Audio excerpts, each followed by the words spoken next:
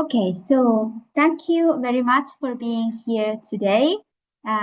This is the great opportunity for us from the Uniwell Alliance to connect with a great project led by the Robert Schuman Center at the European University Institute about well-being, how to measure well-being and what kind of policy we can connect to well-being.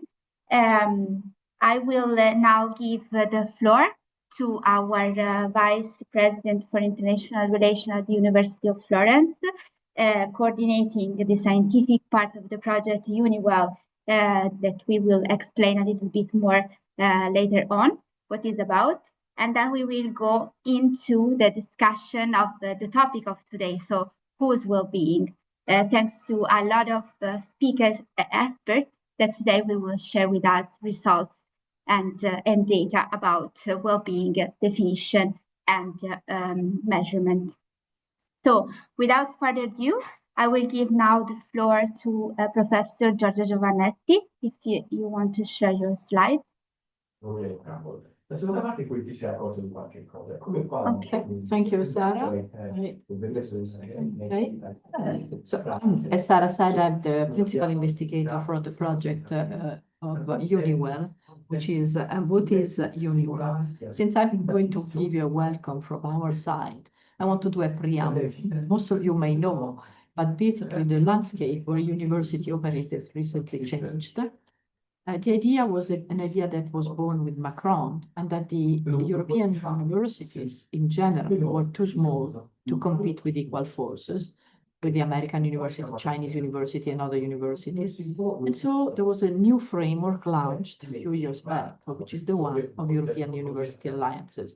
This is a flagship initiative of the European Strategy for Universities that basically aims at improving the international competitiveness of higher education institutions in Europe. The University of Florence is a founding member of Uniwell. This is an alliance which was financed in the second call, European call, and refinanced last year, which is built around 5 research arenas, which are directly involving well-being. And Sarah will then discuss about some of these arenas soon. The Alliance aims to be a voice for well-being, or the voice for well-being, and a truly civic university. So much so that we organize mayor assembly together with rector assembly, so to see how integrated in the territory we are.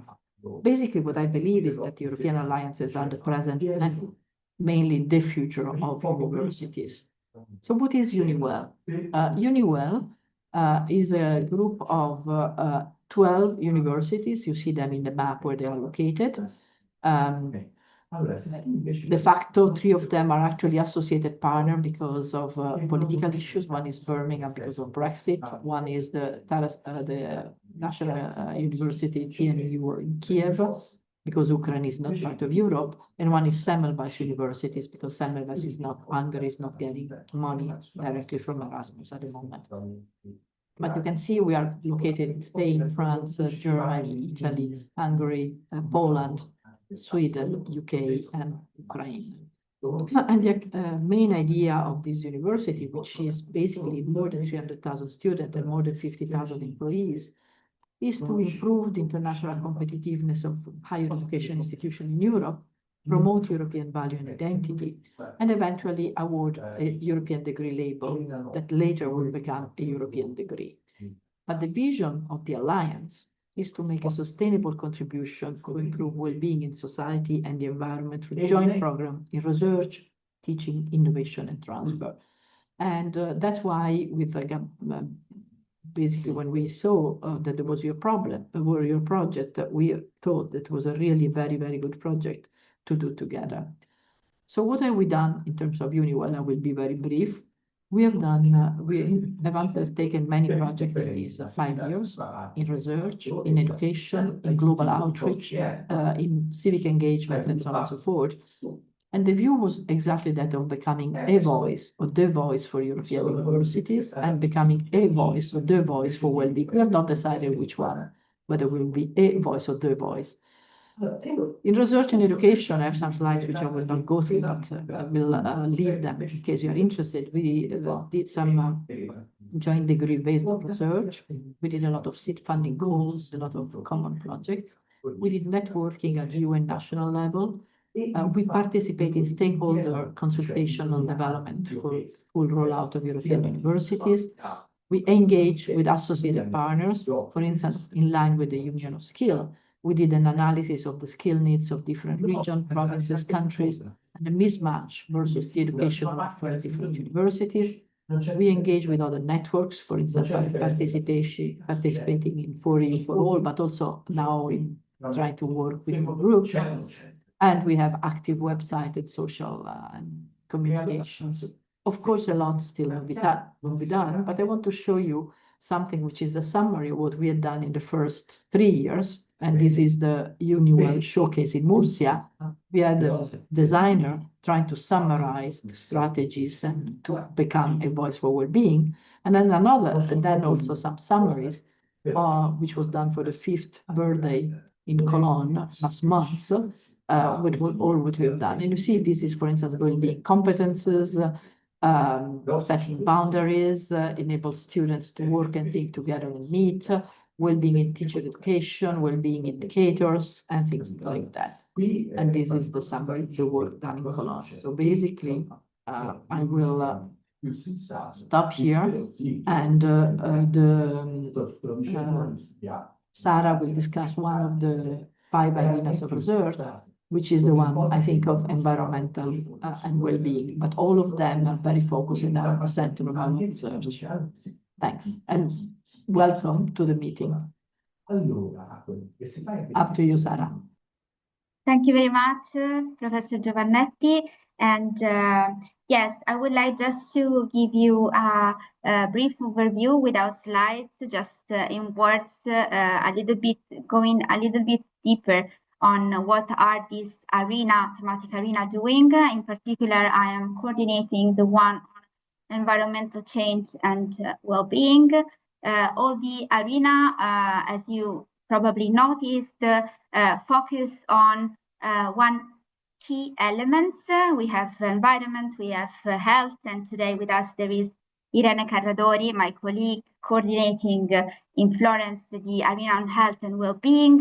We have multilingualism, teacher education. So we have tried really to, since the pilot phase of the project, to identify some core dimensions that are impacting largely on the well-being of the university community. So the intention was really to try to have some thematic focus, allowing us to better understand and better act also on the well-being of the university we are operating in.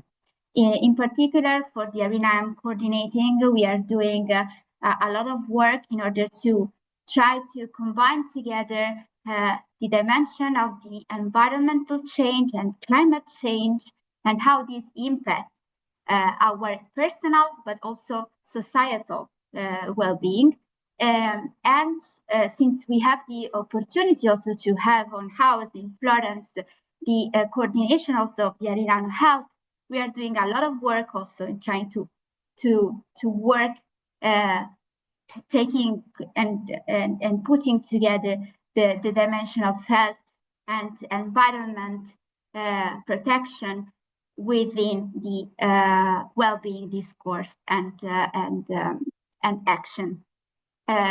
So what we are trying to do with this thematic focus is to, in a way, set the direction of the alliance, both in terms of research and in terms of educational offer, in order to provide our students, our researchers, but also our administrative community, these instruments, the tools, and occasion to connect with other persons from all over the alliance, discussing well-being and discussing all the key thematics that we are focusing on when it comes to well-being.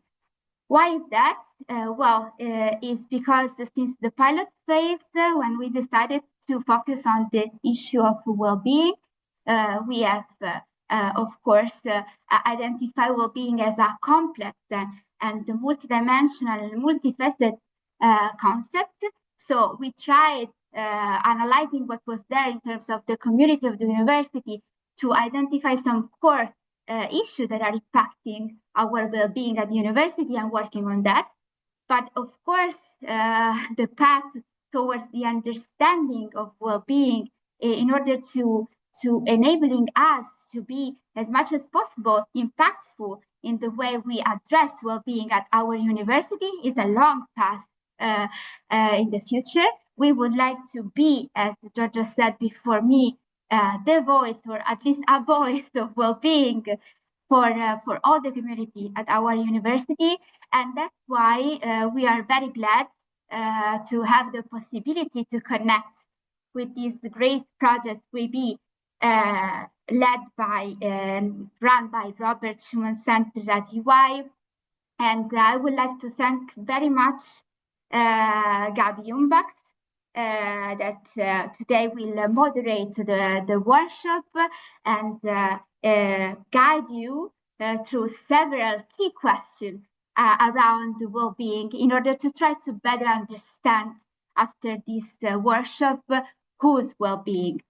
So I think that without further ado, in order to not waste the time, that is not that much, and we have a lot of very interesting insights to listen to, I will give the floor now to Gabi Umbacht for the moderation of the workshop. Thank you very much. Thank you both Georgia, Professor Giovanetti, and Sara, for also first of all, nurturing the well-being environment here in Florence, which you also do, apart from the overall European University Alliance work that well-being does. We have been able earlier this year to join the 5-year University Alliance, so well-being UniWell celebratory workshop in Cologne by your invitation, and now have the opportunity to bring our work into your broader University Alliance work, which is very good for us, and thanks for this nurturing. We are today presenting, and Irene, if you wouldn't mind sharing the slides on the welcome and introduction, that would be great. We are sharing today some insights from a project that has been financed by the European Universities Widening Europe program. We received some seed funding for that, and we focus on, apologies for me, yes, you're already sharing, right? So we received, thanks. We received some seed funding from the European University Institute to establish the project and to continue and to conduct our research. And today we are going in 3 steps, basically, to introduce to you a bit of the work we are doing, to give you a glimpse at the work.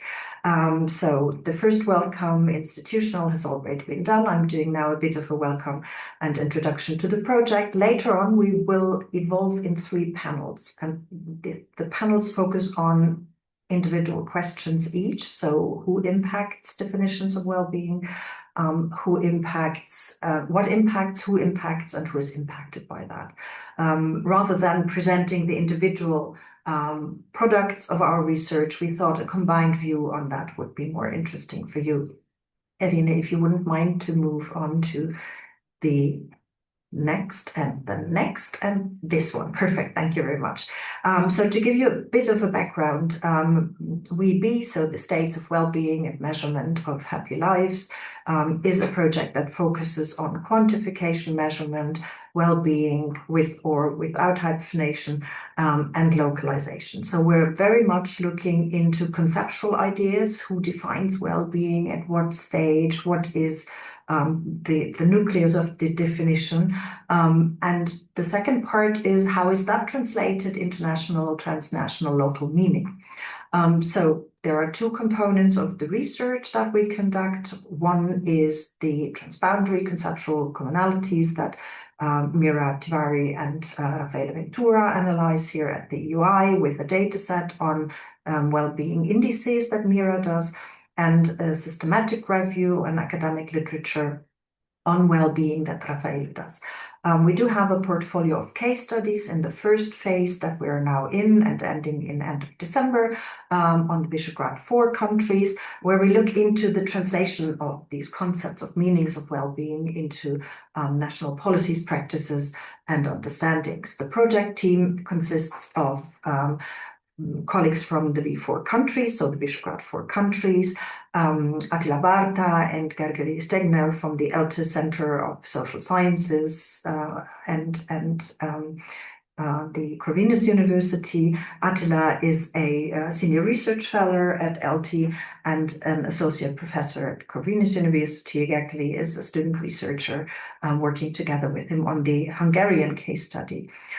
We do have, as another institutional partner, Pralas University Olomouc with Jaromir Hamerček, associate professor at the Department for Development and Environmental Studies.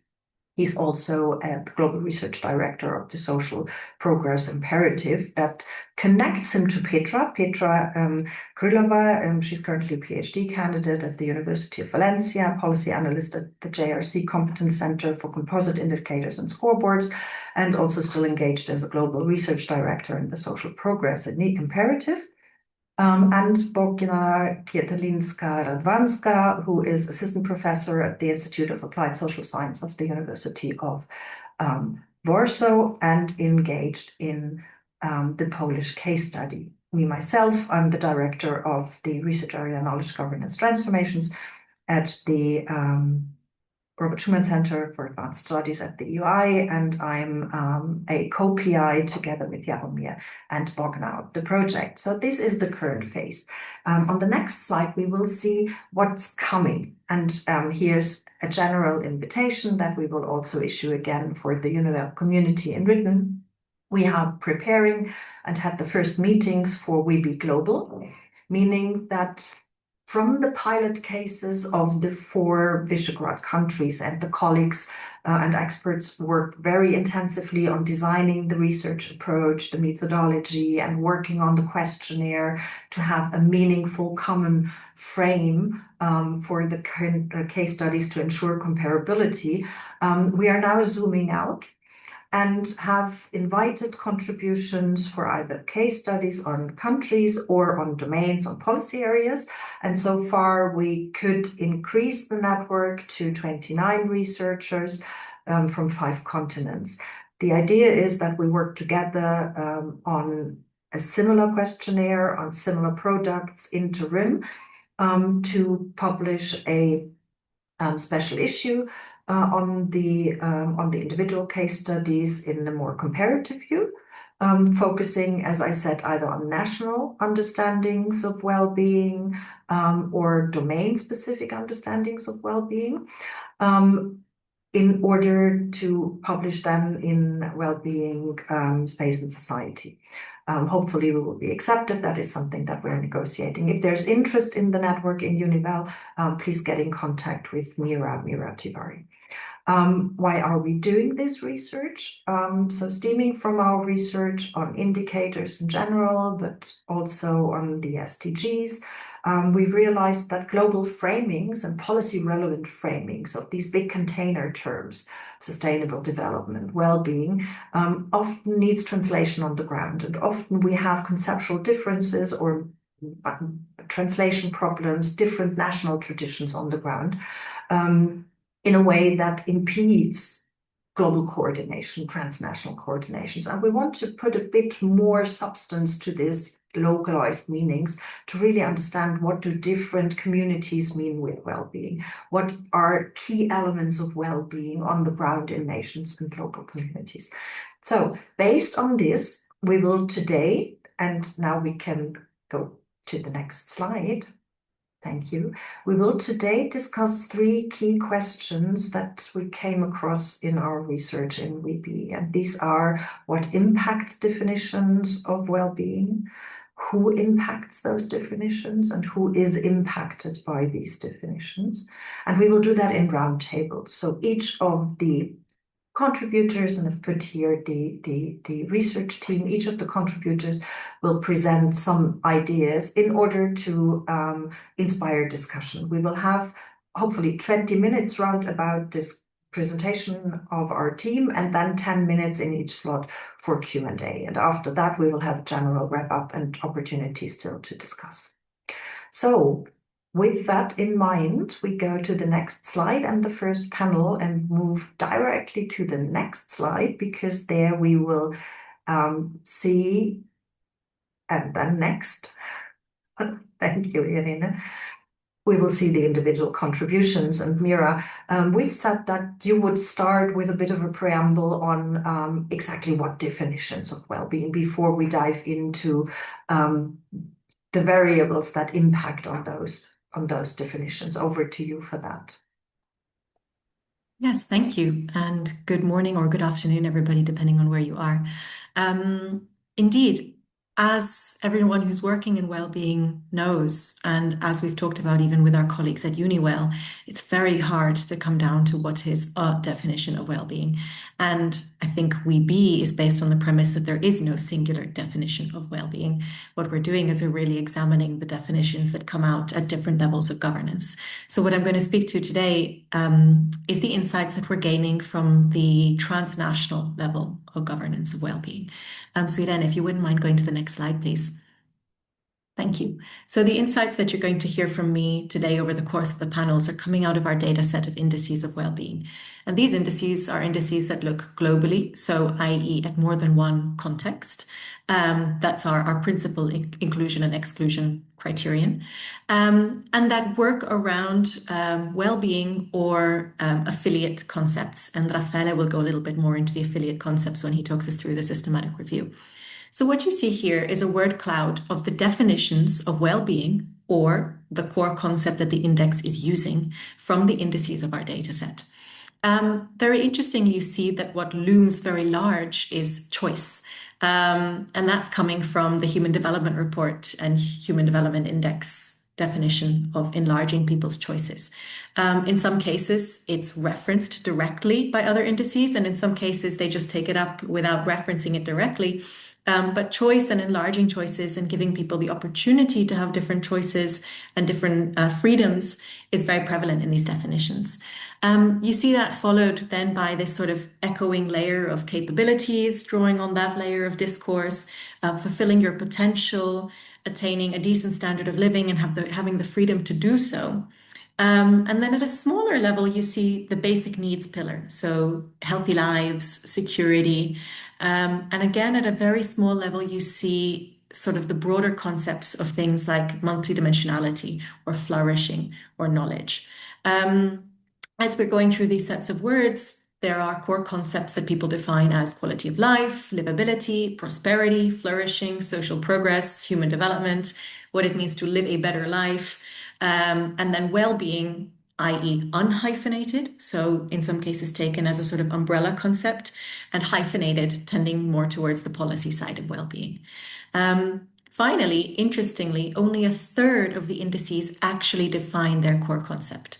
So many of the indices leave their core concept, be it well-being or be it flourishing or be it quality of life, leave it undefined and leave it sort of down to the implicit meaning of just the indicators that they produce, rather than really setting out what they mean by this concept. Great, thank you very much, Mira. So largely a multifaceted understanding in the details and a blurry core, more or less like we know from sustainability and sustainable development, that we are very concrete in how we want to measure it, but more blurry and open-minded in how we define the core. Raffaele, thank you, Mira. Raffaele, how does that work out in geographies and disciplinary understandings? Yeah, so very interestingly, like Mira just said, like what we find also in the academic literature is that well-being is often not defined by the authors that work on well-being. Can you show the next slide? The one after this. So I worked on I'm working on the systematic review, and we are analyzing over 1,000 of academic papers and publications. And one thing that we find is that the growing interest and research on well-being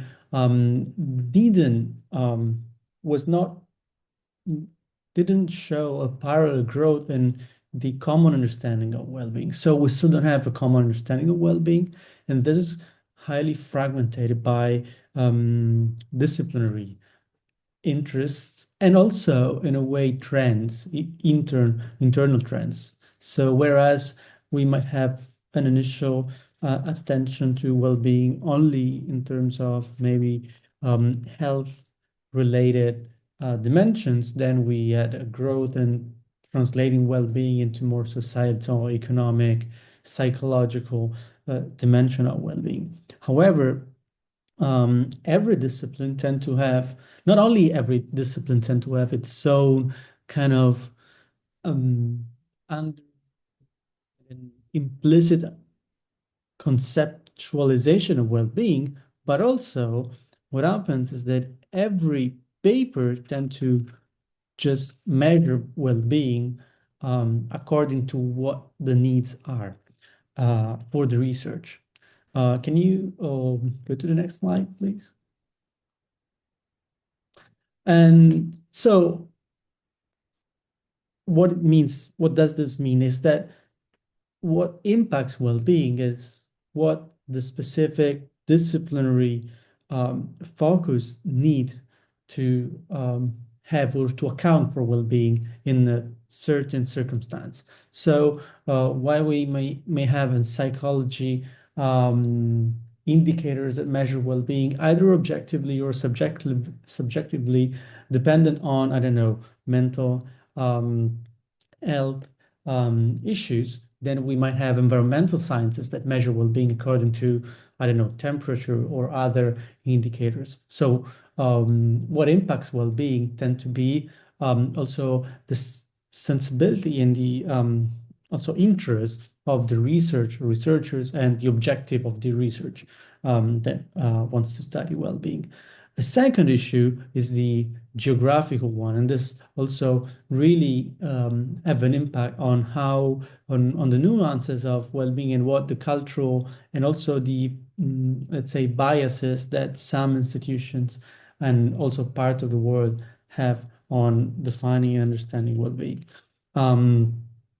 I didn't add a specific slide on this, but it's important to know that the vast majority of the research on well-being is conducted by Western or in general Anglo-Saxon or English-speaking institutions, and this have affected like considerably the definition, but also the design of the research around well-being. So that's what impacts like well-being in the academic literature, and that's what I'm looking into for the systematic review. Perfect, Raffaele, thank you very much. So already what we see already production starting in the 1980s, we have really a speed up and an increase of literature around about the mid-20s, right? Conceptual coherence rather within single publications or bodies of literature stemming from mental health issues, then across academic literature is very important. The same features as we see with sustainable development, in a way also here, that it's largely Northern Hemisphere defined, which has impact obviously on the political economy, on how we define and measure well-being and who is the recipient of definitions of well-being. And in terms of the potentially research design and publication patterns, also very much influenced by the patterns of the industry, let's put it like that, of academic publishing itself. Thank you, Raffaele. Attila and Jaromir, if we're now going into the national perspective on variations or varieties of definitions of well-being, what do your case studies find in view of with, without hyphenation, and varieties of definitions. And good afternoon. Thank you very much for this question, Gabby. Our research provides some insights at the moment from the Hungarian case. That is a country, I would say, at the border of the developed and the emerging world in many respects. So that is why I think the insights are not mostly or not only relevant for the developed countries, but also for the semi-developed countries, emerging economies, and so on. And what we found in our case that there are two quite different streams of well-being. One that is traditionally dominant in the national discussions, the focus on material security, the focus is at the individual level of well-being and how it is provided by the public services, how the state and central actors support the individual well-beings. That is why health policies, educational policies, social policies generally are crucial aspects in these discussions. This has also obviously some disciplinary implications. And at the same times, this is embedded into a quite economic understanding of well-being, that which are the costs of the publicly provided well-being and how to finance it. The recent second trend that is much less dominant in our case have everything else, I would say. So the non-individual but community aspects on the one hand, the cooperation aspects and those aspects of well-being that are not related to the material but the post-materialist features. In addition, it has also the streams encompassing from the mental, spiritual aspects of well-being. And these ones are rather smaller NGOs, academic researchers, university teams that started to make this research the last couple of years. So this is a very young stream, I would say. And we have two different words, one that is well-being in the classical sense, and we have one with jólét and jólét, sorry to say it in Hungarian, but the difference sounds very small with simple or double L. But the second aspect obviously encompasses the mental, spiritual, and community dimensions as well. So thank you. At this moment, I think that's enough for the insight. Great, thank you very much, Attila. So a traditional understanding, as we would say, potentially to very, very simplifying, more on the welfare dimension rather than on the well-being dimension. So this public policy idea of state contributing to the economic stability of individual lives, while we see then pockets of NGOs, civil society organizations, academia moving more towards this horizon to say, listen, but there's more to that, in a way that also the international community discusses well-being. So there's a spiritual, mental dimension, not only the economic idea of well-being. Thank you for that, Yaomi. How does that resonate with your work? It resonates to some extent. Thank you, Gabi, very much, and hello, everyone. I'm very glad to be here with you. I'd say that in the environment of the Czech Republic and also Slovakia, the definition of well-being is quite context specific. It is often based and grounded in the field in which well-being is worked with. It is also culturally defined. For example, we can clearly distinguish the individual layer and the communal layer. In the questionnaire that we were working on, there was this question whether it's more related to an individual or to a community. And I think in the Czech context, it's actually both. But the main object of well-being is actually the individual, and we have a nice word for being well or well-being, which is pohoda. And most of the texts that work with well-being, this word reappears very often. So well-being can be translated in the Czech context as pohoda, but in some contexts, this is very individualistic word. Like I feel well means is basically I am v pohodě. So but this can be actually misleading in some contexts, and especially in the context where we look at the community level or societal level, where actually the better understanding of well-being is rather through the lens of quality of life and multi-dimensional measurement of these approaches to, let's say, even beyond GDP frameworks. So I think that would probably be the most significant feature and the contextual approach to what we found in the Czech context. And I must say that because I was working also on the Slovak context, the findings that I've discovered are not that different from the Czech context. We used to be one country. So I think to some extent there is a cultural, linguistic, etymological association. But at the same time, I think that one of the findings, which is more like organizational finding maybe, is that it would have been great to have among us in the team a Slovak co-worker, Slovak member of the team who would definitely recognize some nuances that I, as a Czech-speaking person living in the Czech Republic, with cultural background in the Czech environment, was not able to recognize. So for me, that's a finding as well.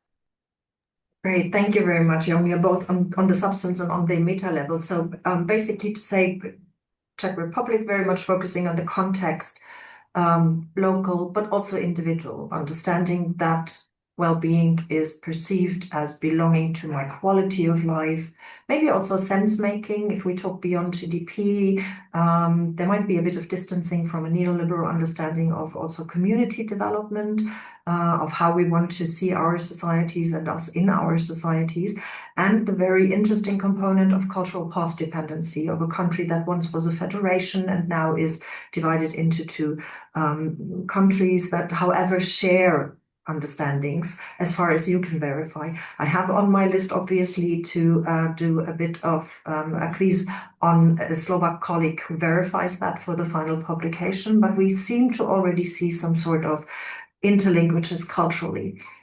That well-being is defined in containers where culture plays a strong role. Bogna, if we now come, and Jaromír, you already mentioned that multidimensional measurement indicators. If we now look a bit into the functional component of it, how would you say in Poland this definition, the concept of well-being, is linked to these measurement attitudes, or what are the core elements there? Gabi, thank you very much for this question. In the Polish context, the Statistic Poland, which is the national statistical institution, does not actually define well-being as a separate political goal or social value, and it's not treated as a right protected by law. Instead, well-being is defined through the practical needs of measurement within the broader framework of quality of life and social cohesion. So I see here like a link to the situation that Jaromír just described. This means that the understanding of well-being emerges from the categories that can be asked about in surveys and compared across time and population groups. And as a result, the Statistics Poland definition of well-being focuses on three measurable aspects of everyday life, which are how satisfied people are with their lives overall, how they feel emotionally, and whether they see meaning and purpose in what they do. And these elements allow well-being to be treated as a numerical indicator. one that can be compared between regions, age groups, or social categories. And importantly, this approach does not attempt to answer what a good life should be, but focuses on what can be consistently reported by respondents and reliably recorded by the state.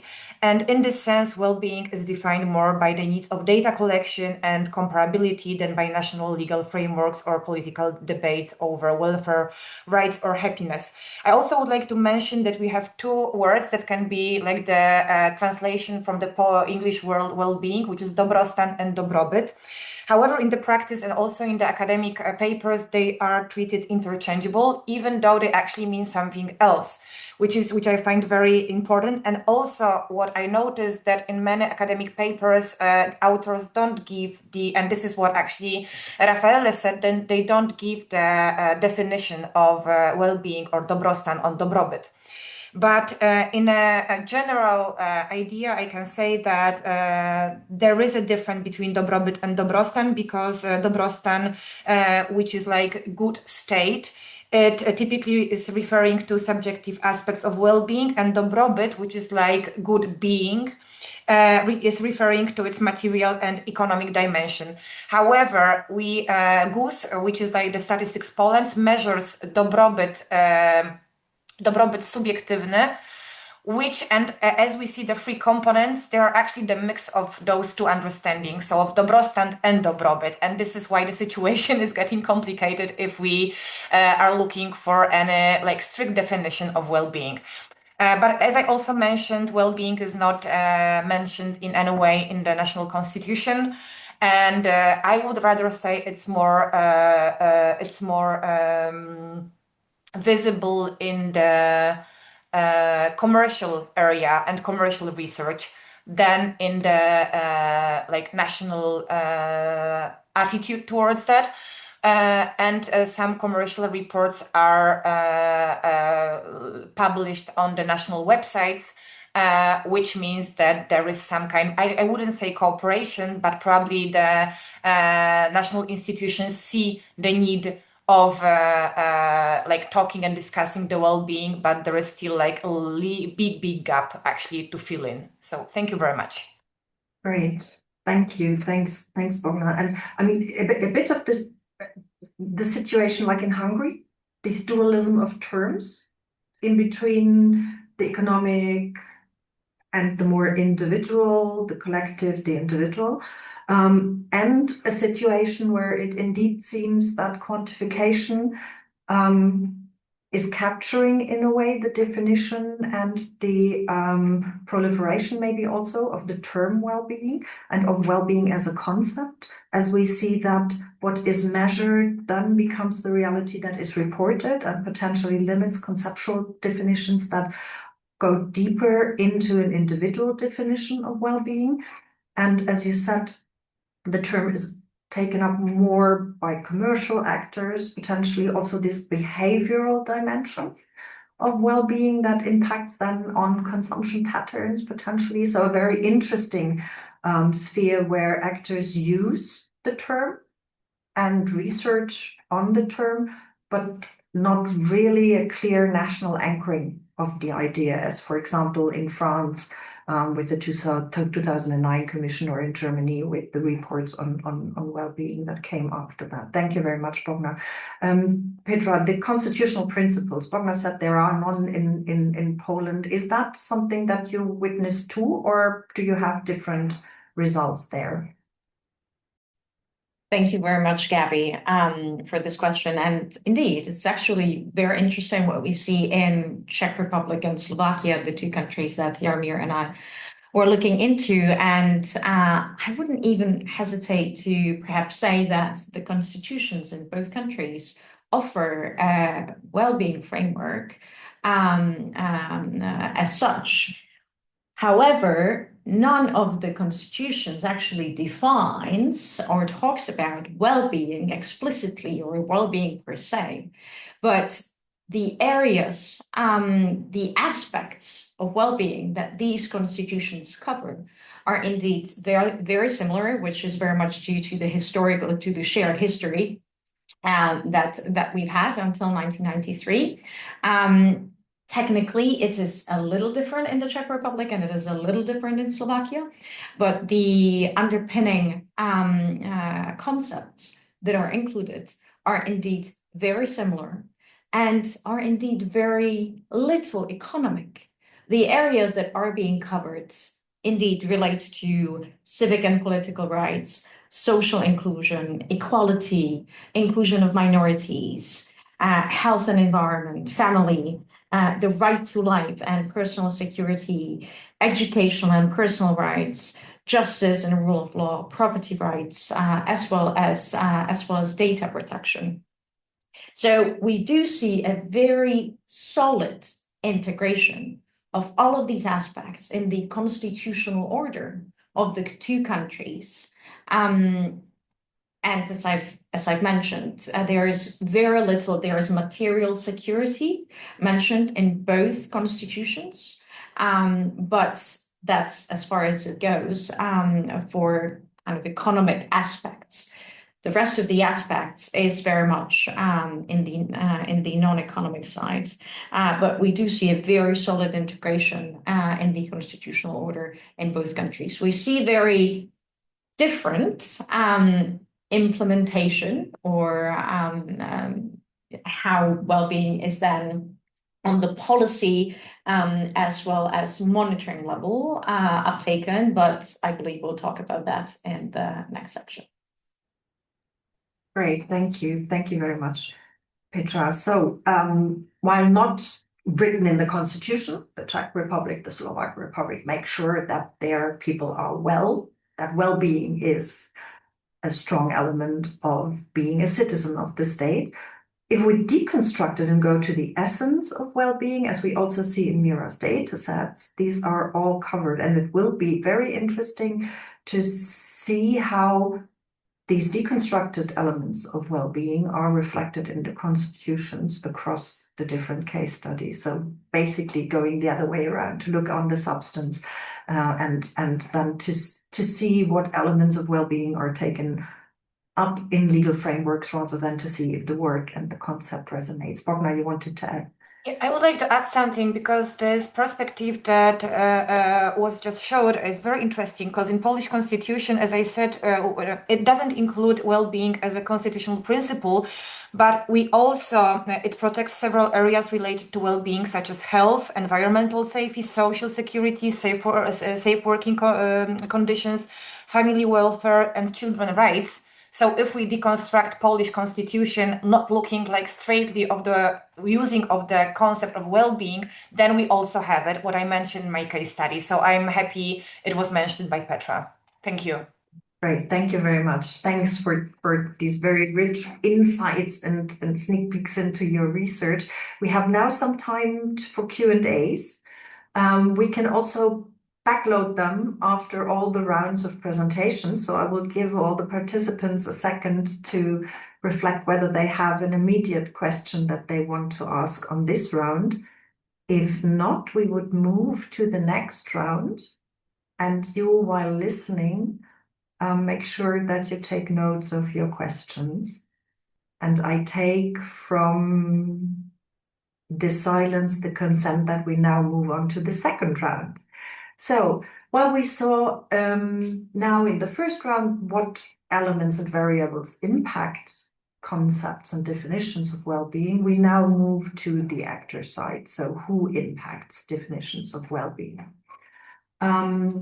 We start this time around with Raffaele to tell us a bit about the common understandings and the quest for and appetite for numbers, so to approach well-being on a research base by measuring. So who actually, Raffaele, sets the scene there? Yeah, thank you, Gabi, for this question, because I think it can reconnect with what we were saying about what impacts well-being, because what impacts well-being, of course, as we have seen, is several aspects also related to the history of the research on well-being and how different strands of the literature developed. And then this reflects also on who impacts our definitions of well-being. So in my research that focused on academic literature, emerges, however, how the conceptualization is not like unidirectional. So what it means, so it's not only research, academic, scientific research work like on well-being that then influence policy or institutions working on well-being, but there is also a parallel, let's say, work in actors and stakeholders that have interest in defining well-being that may have maybe more, I don't know, economic, political interests in having a say on what well-being is. So it's not only like well-being, as we've seen, is not only a scientific concept that can be like strictly defined and put into some specific categories or to which we can attach some specific measurements, given its nature that can be subjective, objective, and also how relevant this can be for constitutional principles or in general the idea of society that politics and politicians want to achieve. So even in the literature, like it's clear how important is also the role of, especially for the definition and conceptualization of well-being as a like kind of transnational term.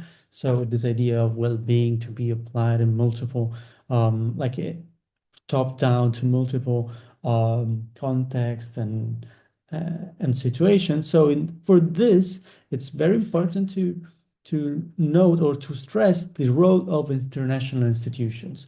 This can be INGOs, international non-governmental organizations, but also international governmental organizations, and this and for this, like in this kind of in the relationship between these actors and the more, let's say, academic actors that define well-being, there's a quite I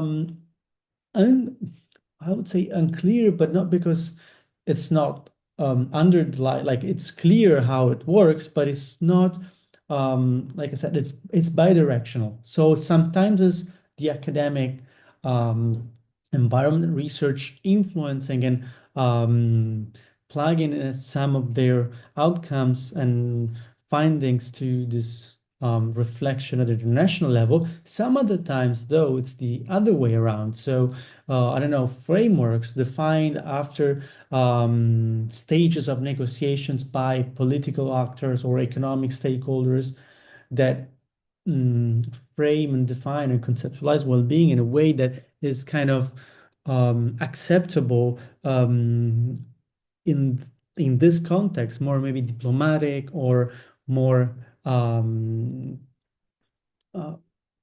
like influenced by known, of course, also researchers are always like can have some biases, but it's in their kind of mandate and in their aim to not to be influenced by and to provide like scientific assessments. So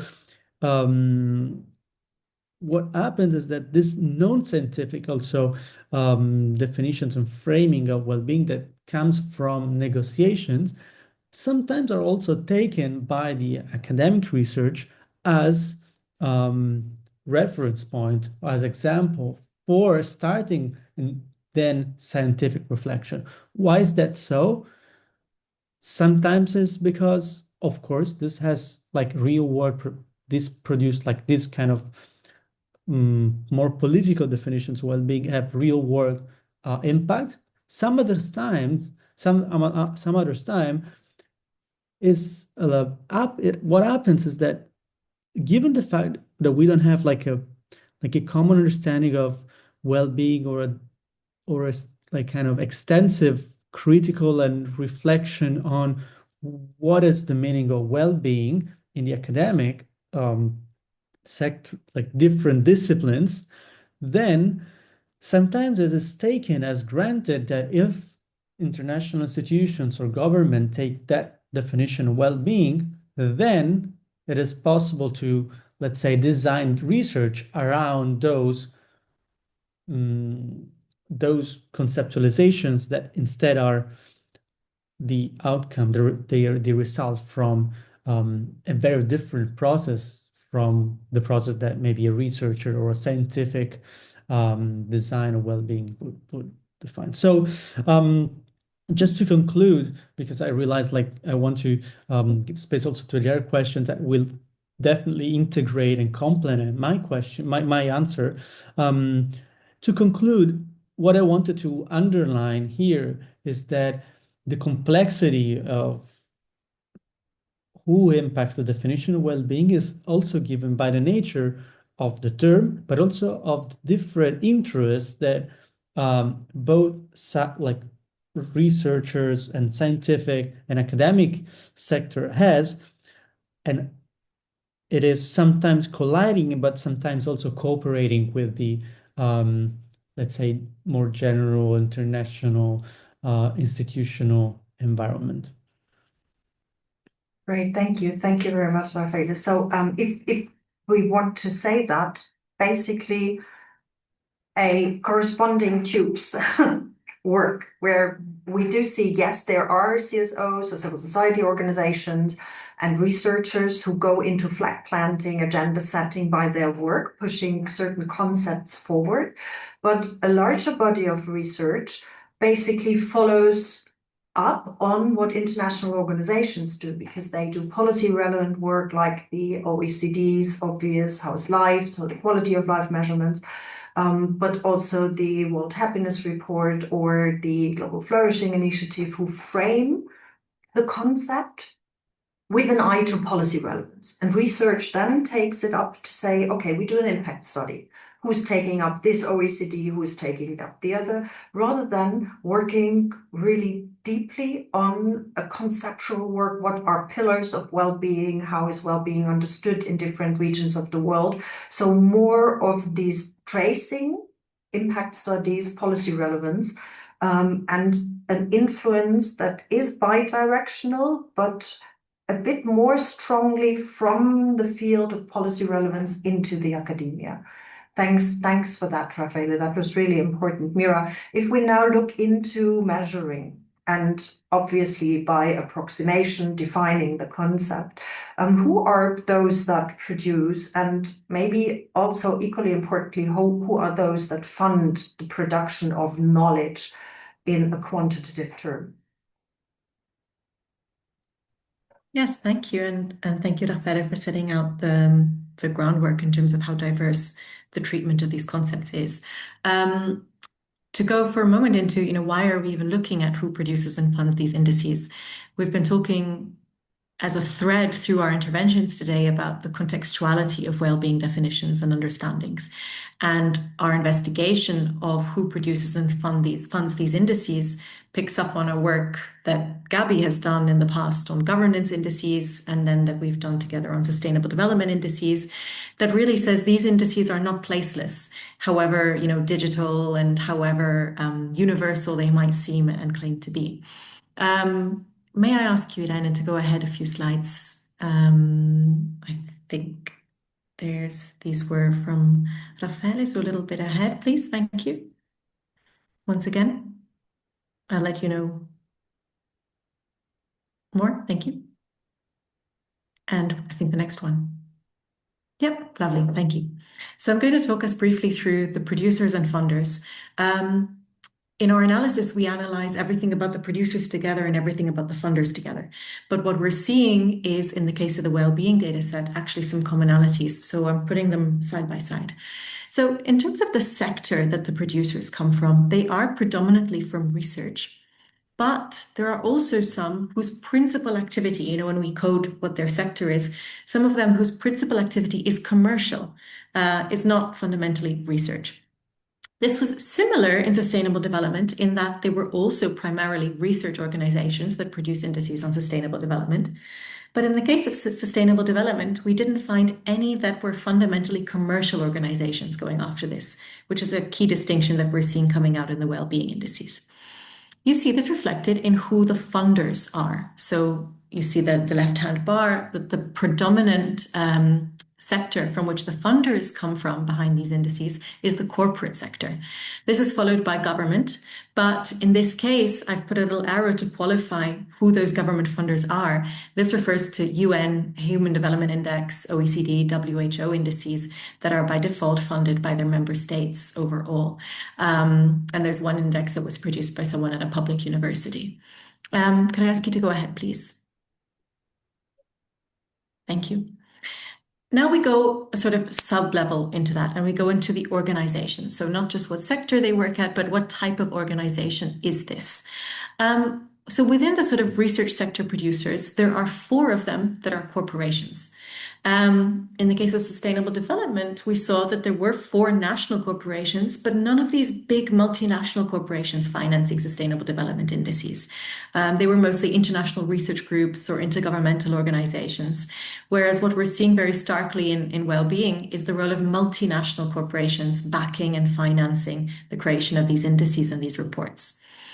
This is what you see then in the funding. So multinational corporations leading, and then tied following with intergovernmental organizations. That's again the HDI, OECD, WHO space, and national corporations. So a very strong private sector influence that we didn't see so much in sustainable development. I'll ask you to go ahead, please. Thank you. We then looked at, okay, where are these organizations? So going back to the idea that nothing is placeless, where are they based? In terms of the producers and the funders, there is a stark dominance of the Americas and Europe, and the Americas should have an asterisk there, it's North America. And within North America, it really is the United States of America. You see a couple of annotations that qualify the sort of quote-unquote exceptions. So under the producers, there is a little slice that talks about a combination. So an index that was produced by actors that come from more than one continent. But you see that this refers to the World Happiness Report, which is again, Europe and North America.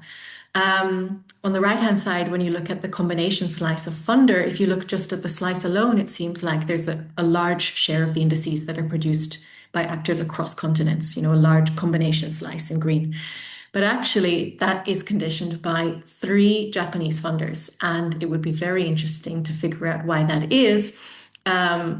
Japan was the source of these 3 entities that are sort of creating that combination coding, and private sector funders coming into that. And I think one more. Yeah, lovely. This is the last one. Now, you can look at the context in which something is, you can look at where it is geographically, but what economic power are they wielding, and what kind of socioeconomic context are they coming from? As you'd expect, there is, given the findings that we had on the context, highly prevalent upper middle and high income countries that are producing and funding these indices. Again, I've annotated what are the exceptions. So under the producer side, there's one that you see coming from a lower middle income group, and that was this independent index produced by a single researcher at a university in India. On the right-hand side, again, you see the combination slice, which looks deceptively large. Those are, again, the indices coming from the UN, OECD, and WHO, so that are default a range of income groups because they're the member states. One final interesting distinction between this and the sustainable development indices is that we see no combined public and private sector funding of indices in well-being, whereas in sustainable development, that was very much present. In well-being, they are either only public, which are HDI, OECD, WHO, and this one index from a public university in India, and the rest are private alone, and we're not seeing that crossover. Great, thanks, Mira. So also in contrast to our sustainable development data set, very interesting finding of a bit of a duality of the IO and international organizations. and corporate landscape on the other side, which reiterates what Bogna, you said about Poland and the research that Raffaele, you underlined in your findings earlier in the panel. So place is important, with the again finding that the Northern Hemisphere is very much engaged. Also leading research corporations. It will be interesting. We do have in WeBe Global a national case study on Japan to see what exactly the interest was there to establish this broader landscape of measurement, and the impact of the economic status of a country for engagement of producers and funders in measuring.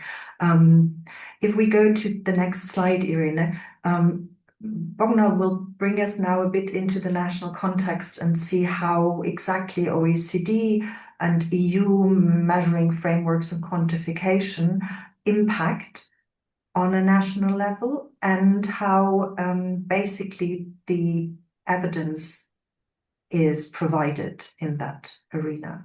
Thank you. Thank you very much, Gabi. The definition used by Statistics Poland are strongly shaped by international statistical standards and recommendations, especially those coming from the OECD, and which encourage countries to include subjective well-being in their monitoring of social conditions. But what I would like to say something more about Statistics Poland. Well-being in Poland is measured by Statistics Poland as part of the national system of public data collection. Statistics Poland is responsible for conducting large-scale representative surveys, especially the social cohesion survey. The problem is that it should be published every 3-4 years, but the last one was from 2020. Now we have 2025, and there is nothing in the air. So I would say that the regularity is a problem, and this is the only research conducted by Statistics Poland that actually uses this concept of dobrostan as a part of it. And however, Statistics Poland does not act as a policy leader or coordinator in this area. It does not promote programs or strategies aimed at raising well-being, and it does not publish recommendations on how well-being should be improved. Instead, its role is to provide trusted, comparable population-level evidence that other institutions may use, and we actually really use it.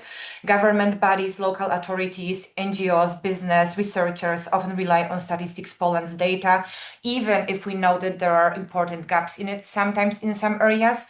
But we use it to understand social needs, evaluate risks, or design interventions. Thus, within the Statistics Poland model, well-being measurement is a tool for diagnosis rather than direct action.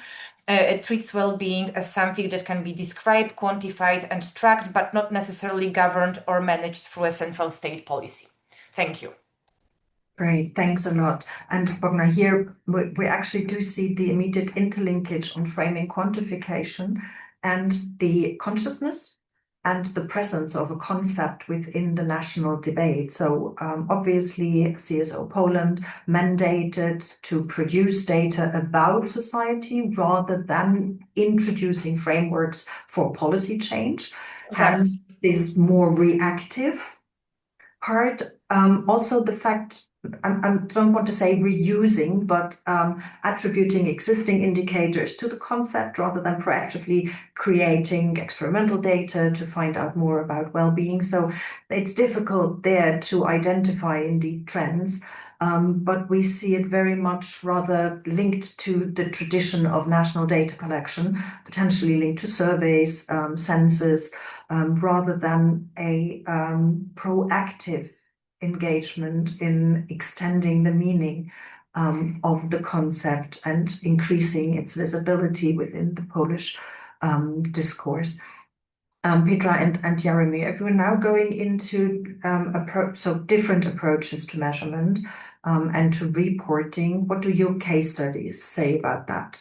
Do you find similar results and insights as Bogna, or different aspects?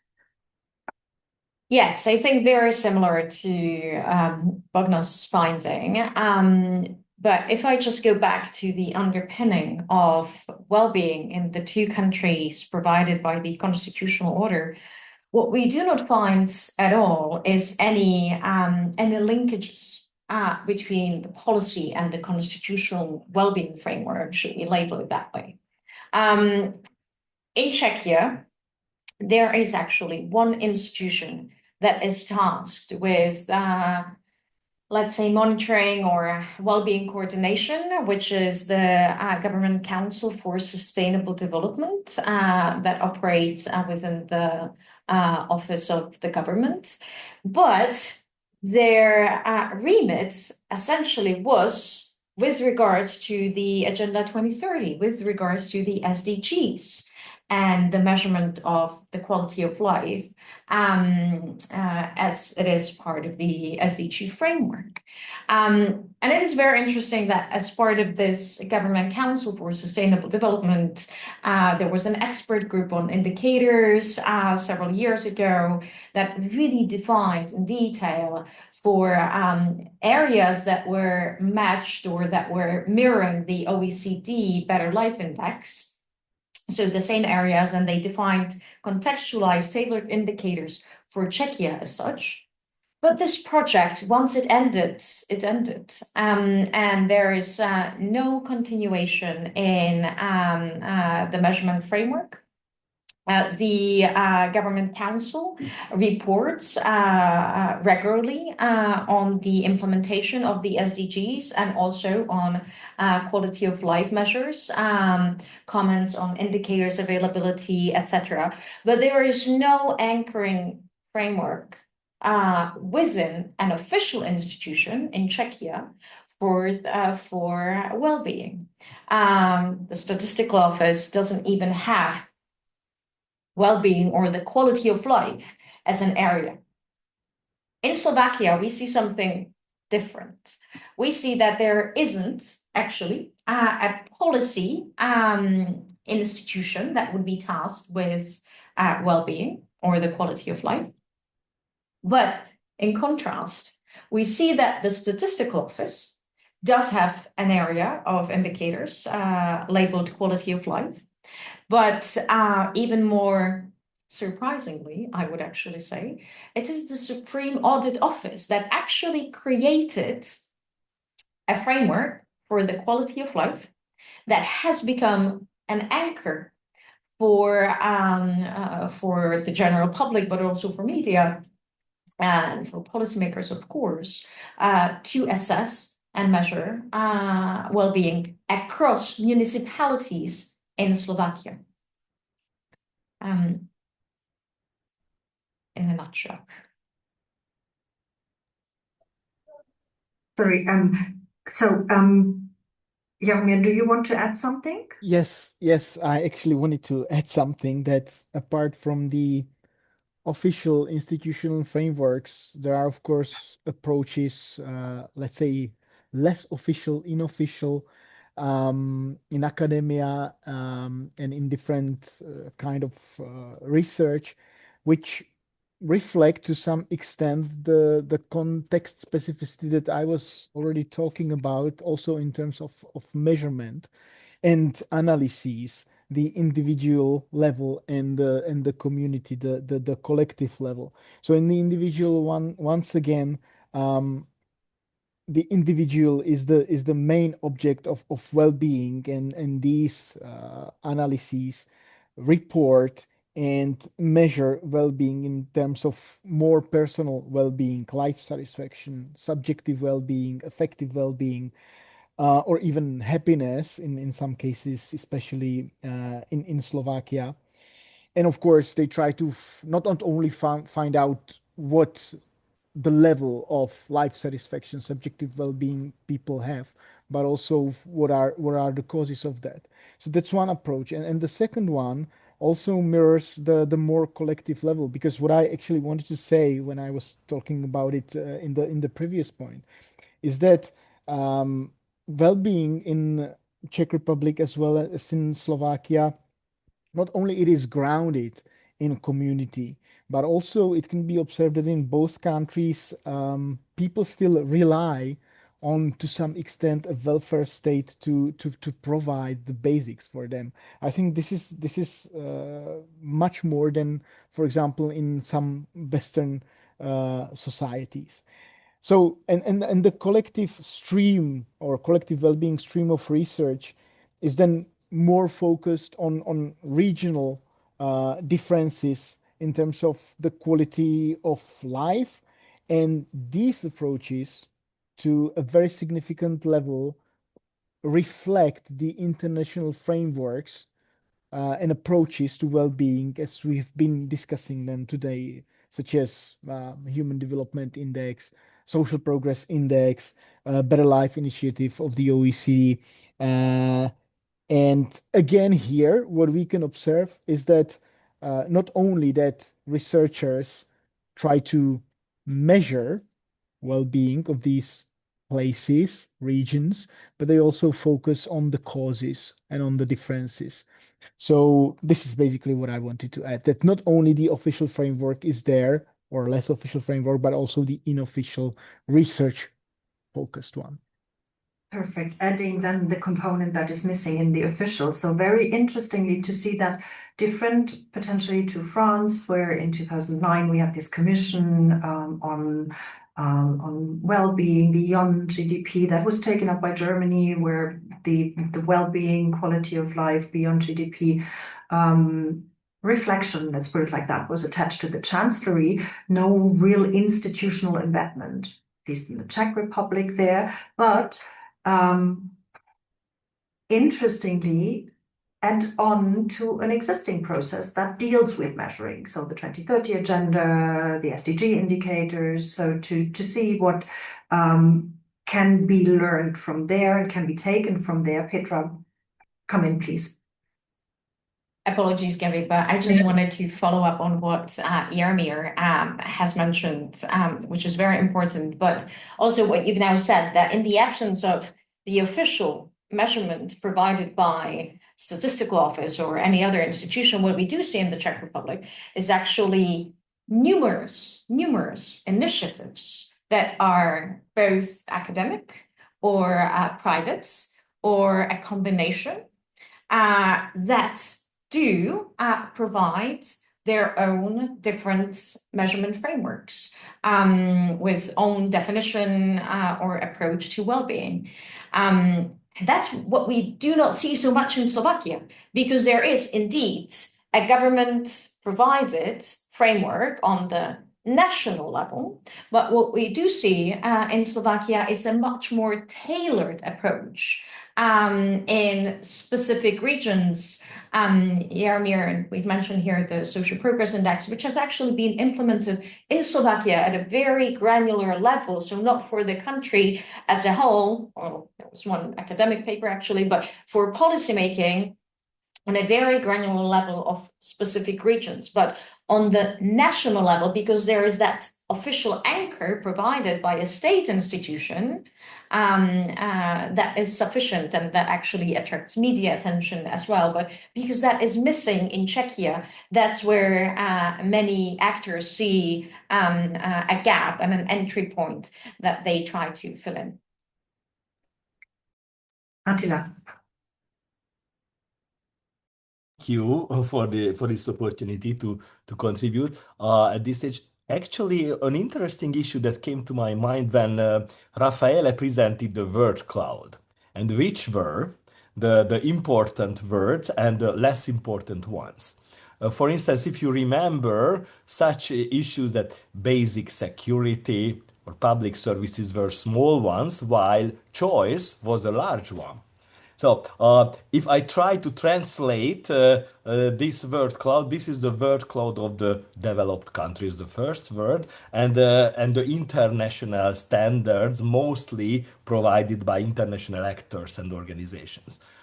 However, already in such a country that is, I consider Hungary in this case, that on the border of the developed world, let's say, we have a lot of much higher, much larger role of the basic needs and the publicly provided services, and much smaller role of the choice. So, for instance, we may relate this one that who impacts in addition to the international actors. The most important, not only the central statistical offices and government agencies, but also in the researcher community, the social policy makers and social policy analysts, the material well-being, individual level well-being, and actually how they are shaping the social policies are in the center, what is publicly provided. If we would like to relate it to the understanding of the welfare state and welfare policies, it's quite interesting that the experience of the Nordic states, what we learned, that actually at some point there was a stronger emphasis. Sweden during the late 70s, for instance, on the publicly provided services, but there was later a shift towards the choice, towards the individual capabilities, towards the communities, and so on.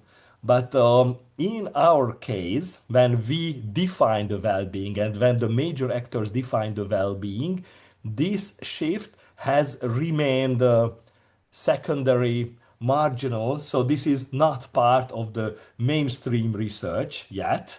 As I mentioned during my previous contribution, that actually there are NGOs, there are some smaller policy analyst and researcher groups, but this is rather marginal. And if you would like to make this whole research global, I think that this kind of interesting duality might be an important part, and it has implications of the research. So we have a very different word cloud, just to sum up my contribution. That is very interesting to pay particular attention to the economic status as an intervening variable for the definition of meaning, obviously, where potentially less the thriving element of well-being is on the main agenda nationally and of actors in the social civil society organizations, but more the economic stability, economic security, and all of the repertoire that we would group around welfare and social security. Interestingly, also, Petra and Jaromir, what you said, the understanding that if there is a global frame, a national frame, and a national anchor for well-being measurement, there's less activity to fill the gaps and to create meaning on the ground. So the localization of indicators that, however, in the absence of such a national anchor, very much thrives. So this local meaning, what we call the fourth generation of indicators, localization, and creating policy impact really on the ground, very much thrives in situations when we don't have such a national, at least in the case study, where we don't have such a national activity. Bogna, over to you. I just want to make a very short comment to what Petra said. I also see the situation in Poland that this gap in defining on the national level of well-being is being filled by the commercial organizations and by the private sector. And I also can see some kind of, how I would say, like a boom or hype for well-being as a concept. So that's why it's so visible in the commercial sector, because it's just something what can be good, like can be sold, I think. So this is what I find interesting. I would actually expect NGOs in Poland to be more active in this area, but as far as I see, they are not right now. So that's why it's taken by the commercial companies, and they are writing reports.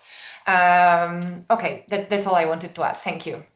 So we're also indicating at that level that at the lower level of creating meaning, we do have a dominance of a certain actor in Poland linked to instrumentalizing the idea potentially for private gains, which is an important element, because we see the creation of knowledge and meaning very much taken as an opportunity structure in the absence of a national level of framing, agenda setting, and flag planting power. We are coming to the end of the second panel.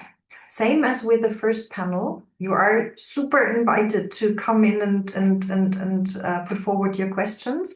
I will do a bit of a conferencier talking over your mobilization for questions now or for the final panel, which I understand we are backloading to the final panel. And hence we now move on to the next slide and the one after to see who is impacted by this. So we saw what impacts the definition of well-being, where we first saw this word cloud, what is defined as well-being, and then what impacts the definition. We now, in the previous panel, discussed who impacts on the definition. And we now move on to the recipient, so who is impacted by the definition of well-being. And Raffaele, you will start to tell us a bit about limitations that you saw in the literature and potentially very vast room for future research to capture this idea who's impacted in a more structured and more deeply conceptualized way. Over to you. Yeah, thank you, Gabi. Again, also for this question that probably would require like a whole seminar or a series of seminars on this, because of course who is impacted by the definitions of well-being varies a lot and varies at different levels, and also it varies on the way they're impacted. So if by defining and conceptualizing well-being in different ways, we can have policy implications and therefore real world impacts on people that are affected by this different, let's say, configuration of, I don't know, policy targets or translation of well-being into some services or social policies for citizens. We also have how we researchers are impacted by this multifaceted approach or rather this lack of definitions of well-being. So how also research developed in this quite chaotic way in for some aspects. So who is impacted varies from levels and also from the way it's impacted. So if on one side we can have different levels of like policy, like national, like international, national, or local level. So how these definitions and this actor can shape how targets of well-being can become policies or I don't know, targets for policies. Then we have more probably meta level, and this means how we shape knowledge around well-being. So who is impacted in this? Mostly researchers, of course, but also, again, citizens. Because if we have a corpus of research, of literature on well-being that has thousands, I didn't have time to go into the slides before, but as we have seen in the systematic review, like the mental health definitions, like body of the literature and psychology and neurology, all this like fields of research on well-being have disproportionately more weight on how well-being is measured in the literature, just in terms of quantitative papers published or academic production published on this topic, like from those disciplines. It means that nowadays, I don't know, artificial intelligence are trained more quantitatively, like on this kind of approach to well-being. So we also already are impacted by a definition and a conceptualization of well-being weighted more on this like research on well-being. And why is that so? Because it's more funded, because historically we have more we have more records on from these disciplines. So nowadays already we're also impacted on how the knowledge around well-being is produced, but also on how the knowledge around well-being is accessed and also conveyed and disseminated at a larger scale, because nowadays everyone is using AI, for instance, and these algorithms are trained on a corpus and on data that are skewed toward that idea of well-being, which is health, this health studies and general disciplines, but more specifically about like mental health, and so on. So to wrap everything up and to draw just conclusions from what I'm seeing in the systematic review is that, of course, who is impacted, who is affected by all this process are eventually like citizens, people who might get different, I don't know, policies implemented towards certain definitions of well-being that will be dominant at some point.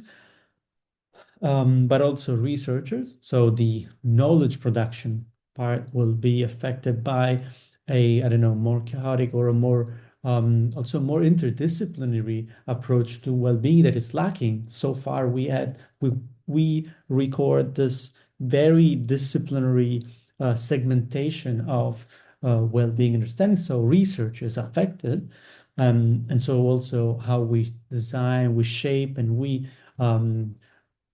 go ahead and understanding what well-being is. And this is also why it's so important to localize well-being. That's why we're doing this at WeBe, and that's what we will do next year with enlarging also the scope of our research in other continents and countries. And in the end, also the way the common knowledge around well-being is already impacted by it, because we see that the quantitative like kind of weight of some this definition or some approaches toward well-being already are feeding in AI or common understanding of well-being. Because if you like general public access this definition provided by algorithms based on what we have so far, for sure we will be impacted by this different weight on how well-being is defined. Okay, great. Thank you very much, Raffaele. And you had prepared a slide that will be available in the presentation on the different topics that we're now seeing, right? So basically what is important here is that we obviously, from the research component, see a certain ecosystem of knowledge developed largely by a disciplinary predominance of the health sector, mental health sector in the past, but that obviously has login effects. Not only because of knowledge brokerage and knowledge translation into policy relevant content, but also due to the impact that algorithms and AI already have now on certain elements of decision making that feed themselves from publicly accessible knowledge, right? So insurance companies who start automatically by algorithms to calculate insurance premiums based on certain districts, maybe potentially on certain language family belongings of names, on certain age, gender combinations, that will have an impact on how well people can be. And for that, obviously, the way the research moves on in terms of focusing on the different concepts and the different elements of well-being is very important. If we move to, thank you, Raffaele, for that. If we move to the next slide, we will come now to Mira, and Mira will look a bit into what the global measuring landscape says. So what countries are we focusing in? What types of population are we reaching with the assessment. So who is impacted and who is seen, first of all, by the measurement activities, and who by being seen or by not being seen is impacted by these definitions of well-being. Mira, over to you. Thank you. Thanks very much. Of course, the analysis that I'll talk through now briefly doesn't go as granular as to say who is taking up each of these indices. So that would be a whole separate research where you could look at, in terms of references to each index, and understand which organizations, which papers, which contexts are using them or not. And the sort of overarching who is seen and not seen is what's really coming out as well through the conversation today, and what we really want to see between the transnational and the local. So, for example, the comment that Attila made earlier about what would come out in a local word cloud that doesn't come out in the transnational word clouds. So I'll talk us very briefly through the year, the sort of annual coverage, temporal coverage, and geographical coverage, and target populations of these indices. Who are they taking up in terms of their data? Irene, I'll ask you to go next. Thank you. So this just gives us a visual mapping of the temporal coverage of the indices. You see the HDI at the top and the augmented HDI are quite extensively backdated. And the physical quality of life in developing countries towards the bottom is also backdated to a very specific point in time. What you see in the other ones, though, what's really noticeable is that and if you were to look at this table in comparison to the same table I made for sustainable development, you see that consistently indices start before the 2015 line. So there's this interesting predating of a well-being reporting and indexing before sustainable development took off, which when you look at the analogous table for other data set, they really start in the 2015 to 2019 column. And I'll ask you to go to the next one, please. So as I mentioned at the beginning, the indices that we compare in this data set are indices that set out to be multi-context. So we want to look at which are the indices that claim to or aim to be setting a sort of global agenda or narrative, irrespective of whether that agenda or narrative is valid or not. So you see the country coverage of the indices of our data set. Excluded from this graph is the global livability index, because that focuses only on cities. So I haven't put it in this graph because it's a totally different unit. And the quality of life index that you see along the bottom in the center also covers 12,450 cities. But here, for the purposes of this, I've only tabulated their country coverage. So you see country coverage hovering around sort of 140 and upwards, with the highest being at 234. That's the quality of life one that's actually crowdsourced. So it's very interesting that you have this sort of global participation in feeding in that data. And I've put tiny annotations that give us a bit of information on, what are our exceptions. So the Better Life Index at 47 countries is only OECD, with a few additional side ones for comparison. The Youth Wellbeing Index only has 30 countries, but has a very good global distribution in terms of the countries it represents. So continentally, regionally, income-wise, it's quite representative.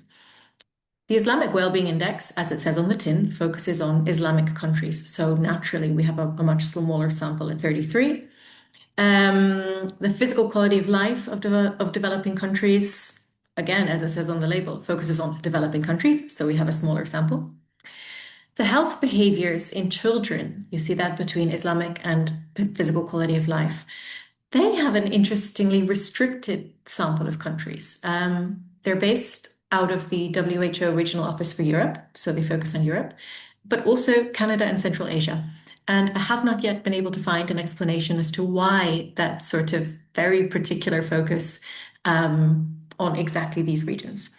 And then finally, all the way at the end, we have the flourishing study, which is new, and they're going very in-depth. It's involving kind of full country reports, different to what we're doing at Wellbeing in WeBe, where we're looking at really what well-being means in those contexts. In flourishing, they have set out a common set of indicators, and they're going to each context to really study how are those indicators manifesting, what does the data look like, and reporting on those. And they also have currently a good global distribution across their 22 countries. Thank you. Thanks a lot, Mira. So what we see different to the sustainable development measurement potentially are two things here, I assume. So first of all, allowing for group variation, so to be seen as a group, if you talked about the Islamic world or youth. So it's not that they fall under the radar, but that there are initiatives that are important, that they're visible, but that are not global in coverage. So it's not about rating a 0.4, hence you're better off or not, but it's really going into context for groups to render more individuals and groups potentially visible.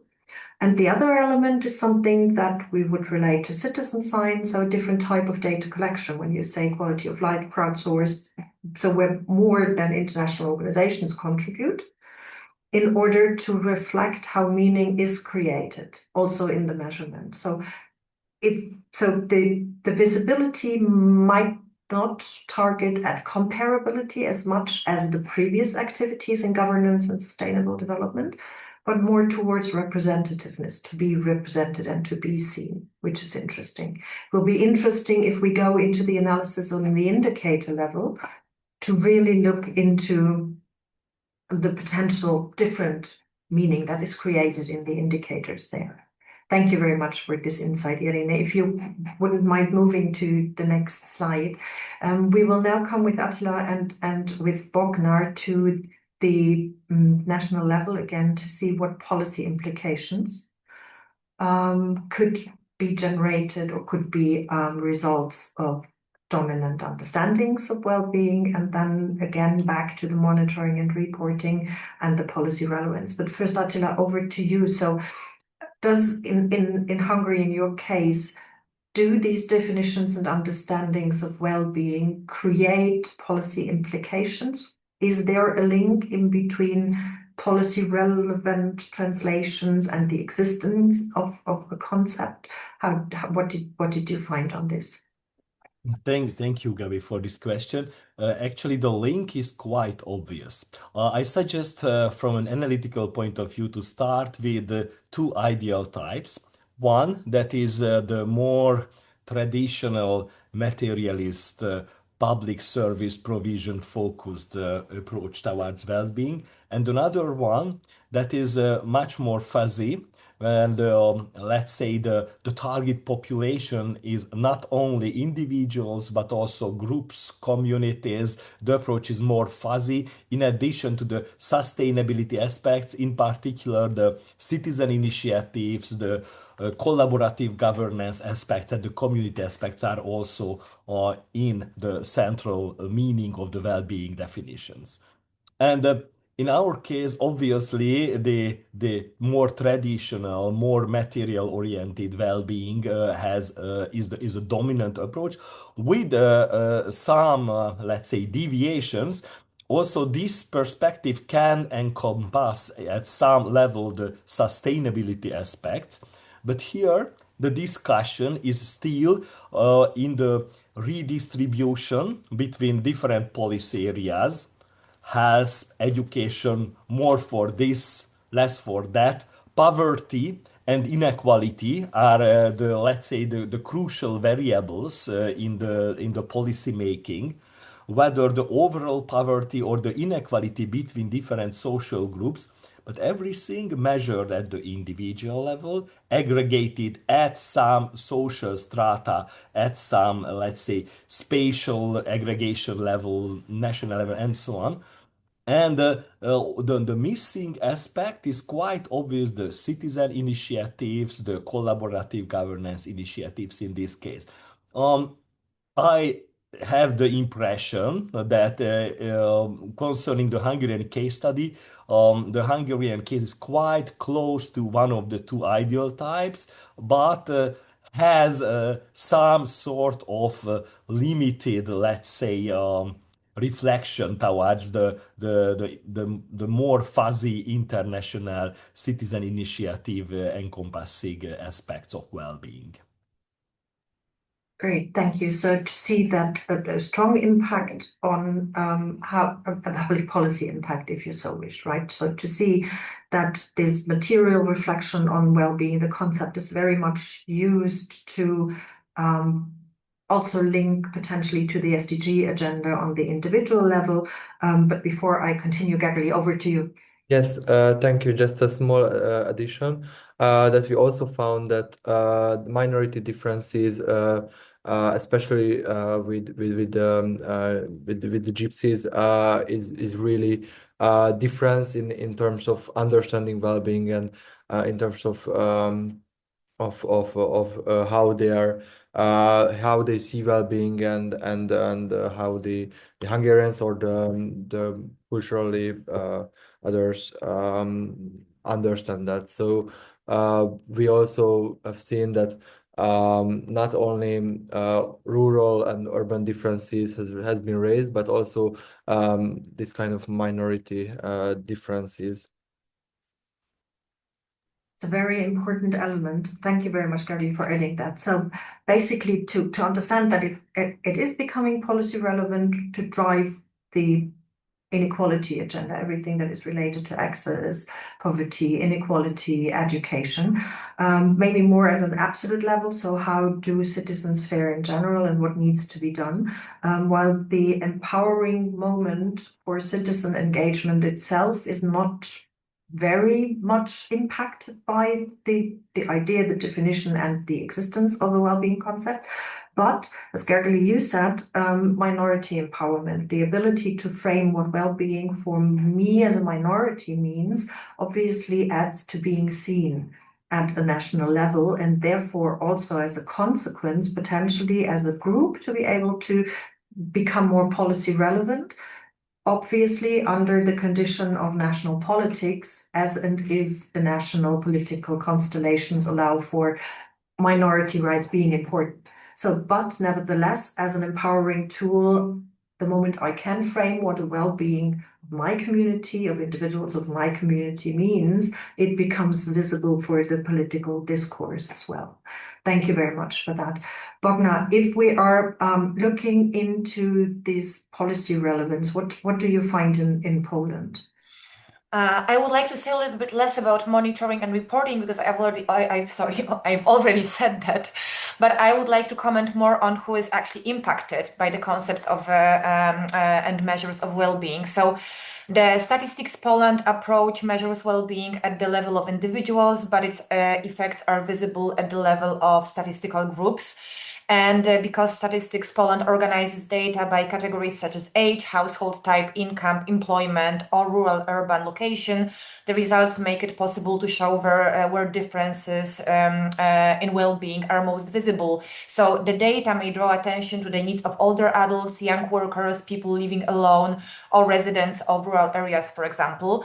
That means that well-being is the way the well-being is measured shapes who appears as doing well, who appears as at risk, and which issues seem urgent in the public agenda.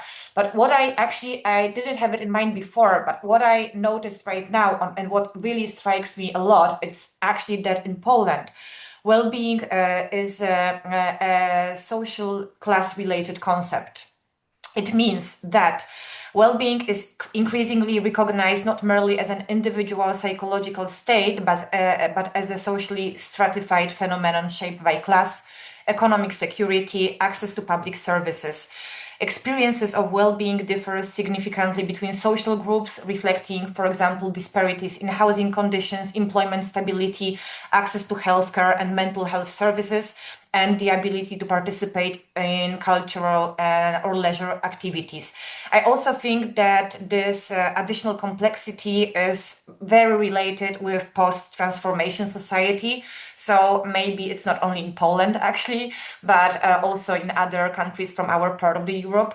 But the thing is that that's also why I think that it's so strongly visible in this commercial area, because if you can take care of your well-being, it means that you have something to eat, you have place to live, and then you can think about your contact with nature, for example, or your good relations with environment. So I didn't actually found this concept in the literature, but this right now I see it as a very clear context. And that means actually also that well-being can be treated as a tool of social stratification and exclusion, not only inclusion. Thank you very much. Great, thank you. Thanks to both of you. So basically, to see that well-being measurement, they are very much related to the aggregate level. So while disaggregating, not going to the survey subjective well-being level, but to the aggregation of groups by household, by age groups, by gender. In a way, as one could say that it's a social class marker, what comes out in terms of input into policy making, right?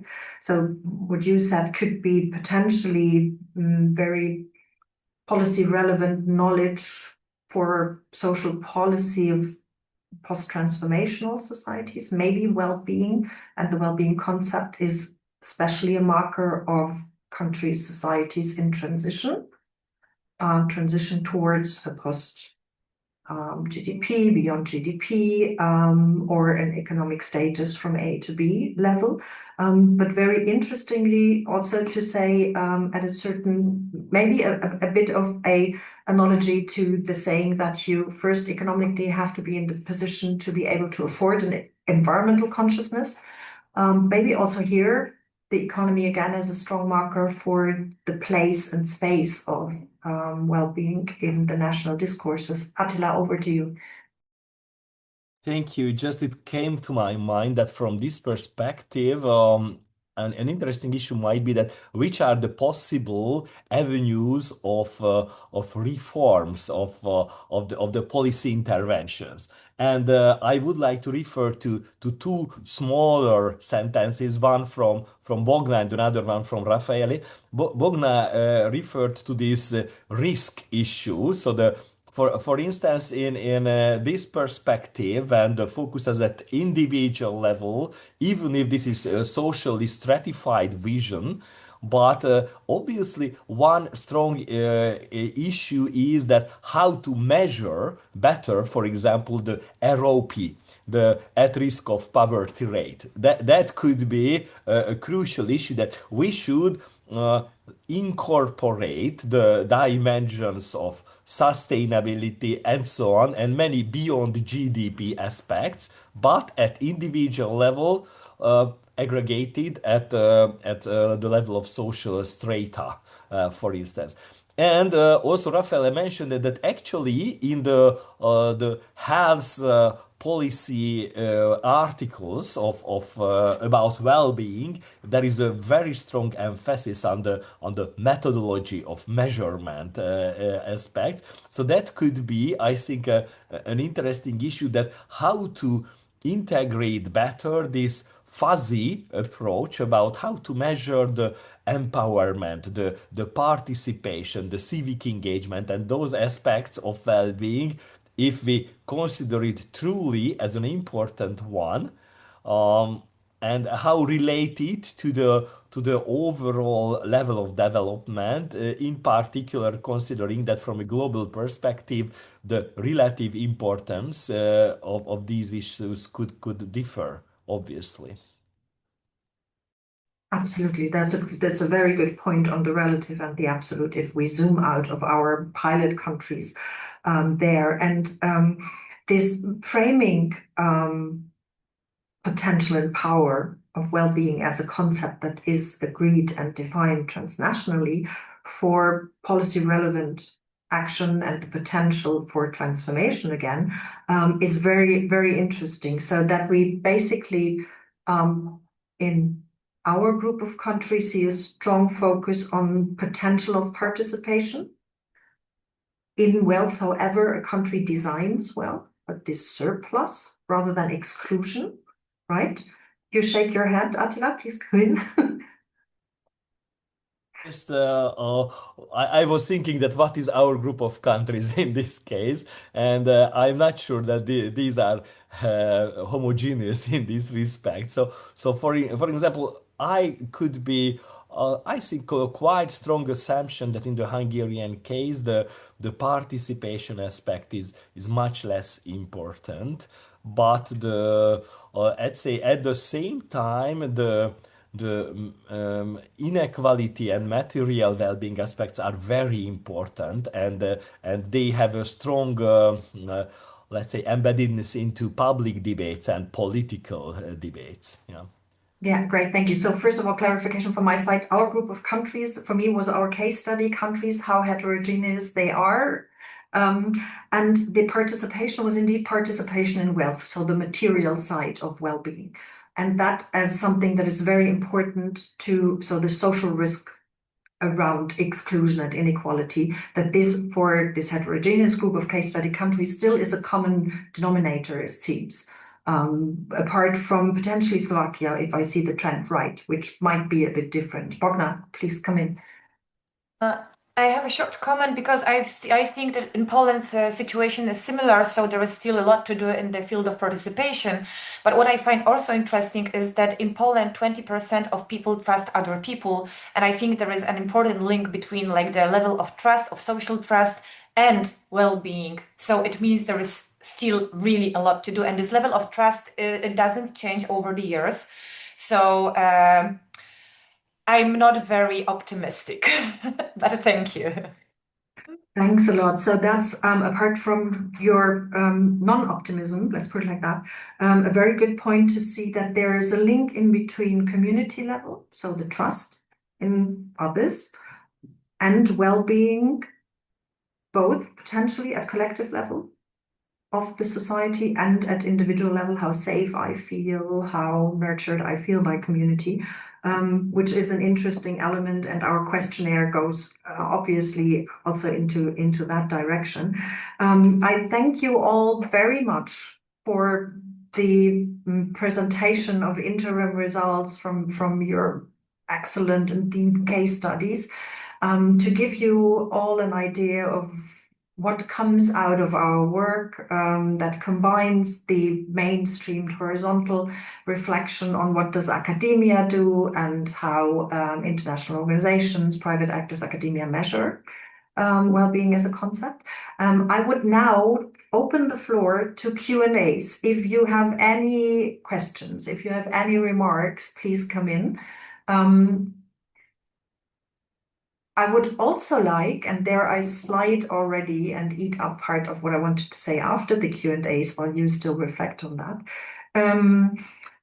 I would also like to reiterate our invitation for joining our global group of countries working on and with the questionnaire, the research questionnaire, to establish a collaborative research group looking into these phenomena in different countries so that we can zoom out, we can potentially work more strongly on the variables of the economic status and of development of economies, of trust, of the community level. And to find out more about that, Mira is the contact point for anyone interested in joining. And I do see that you have your hands up, please, Mira. No, this is to hop into the conversation more generally after this. So please do continue. I actually wanted again to invite questions if you have any, because if not, then you, Mira, are absolutely free to hop in. Okay. Yeah, this was to sort of pick up on the thread that we've been seeing and the intention with which we came into this conversation, which was to really look very context specifically at what's happening. And it's been so interesting to hear these comparisons.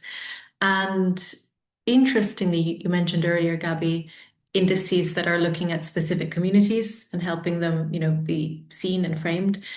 Interestingly, even within those indices, we're still seeing an emphasis on ranking and rating countries. So there are some indices that involve a progress evaluation as well, so that also look a bit more qualitatively at how a country is doing.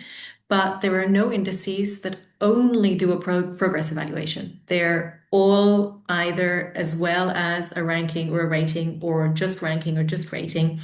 So it's interesting that at a global level, we're still seeing, and obviously these are comparative indices, but interesting that the form of comparison still takes this you are doing better than the other one, rather than a sort of compendium of perspectives like what we're seeing coming out of this conversation that would be more qualitatively comparative. And again, reminding us that it seems to be at a certain point still the relative level also of measurement and comparing that is at the forefront of interest potentially, and that will be interesting to see at the governmental level. While it might be not too overreaching to say that the original idea of the concept of well-being would be rather the absolute level, right? So not the relative.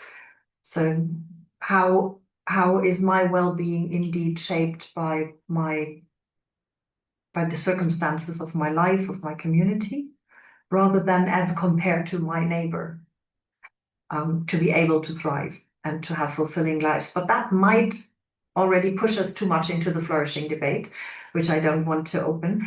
I would really like to thank everyone. I would like to thank Uniwell and the wonderful colleagues from the University of Florence, Sarah, Georgia, obviously, Irene, to have invited us to be able to share and to also record the insight of our research for the distribution. And I thank also the colleagues from WeBe Global who are here to join us, to have joined so that we can further advance in our establishment of a joint understanding of what our research means. I would now hand over, Sarah, back to you to again thank you very much for the nurturing environment on well-being that you create here in Florence and beyond, and to give you the final words of the workshop. Thank you, Gabby, and thank you to all the speakers of today. It was very, very enriching to get to know a little bit more about what is emerging little by the case studies, and also combining this with what is the literature review and the research related to the global indicators doing, and how the two sides of the analysis find some gaps and some commonalities to work on in the future to better understand what is well-being, and mostly I would say to better understand what we would like to ask also to our governments to do and to monitor to improve the well-being of citizens, and also to harmonize at least at European level maybe what's our understanding, what we can do in terms of public policy for well-being. I think that I mean a lot of different things very interesting emerged from today's meeting, and I am very happy that we had this opportunity. I would like to thank again Gabi Umbecht and all the team working from the UI side on the WeBe project, and also, of course, all the network that is working on this, both for case studies preparation, but also for all the other related studies that are going on. And I'm very happy to have also the opportunity to connect with Uniwell, and we will do our best to engage all our research community in this network, also through this opportunity that you gave us to participate to this call for contribution and the eventual special issue. I think it will be a great opportunity for all the researchers interested in really doing something in terms of trying to do more in well-being going further. And I hope that really we can really continue to collaborate on that. There are several projects at European level working on well-being concept of measurement. We would like to be from the university perspective really the hub for the aggregation of a little bit, at least from the university perspective, of all the voices for well-being, to really build a community around that could really develop something new for our communities. So I really hope that this is only the beginning of a strong collaboration and future events and meeting, hopefully also in person.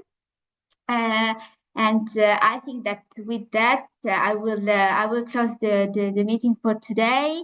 Thanks again to all of you for being here, not only the speakers, but also the participants. Just quick information about the next steps. As you've seen, as I remember, as I recall again, we have this open call for contribution. You have the contact. It was sharing slides before, but we will share again also when we will publish the recording of this workshop. As for it, we will soon have the recorded version of this workshop online on our YouTube channel. It's the Uriwell official YouTube channel. So you will have all the chance there to take a look back at the interesting discussion of today and continuous thinking about what emerged, and find, of course, all the references for the contribution that you could send to the WeBe network for the contribution on case studies. So that's that. I think that we can close the meeting. Thank you very much again for today, and hope to talk soon with you all. Thank you very much, Sarah, for the opportunity, and to all the speakers and the participants. It was a great pleasure to discuss. Thank you. Thank you. Thank Bye. you. Goodbye. Thank you. Thank you. Thank you Bye. very much. Bye, Bye. everyone. See you soon.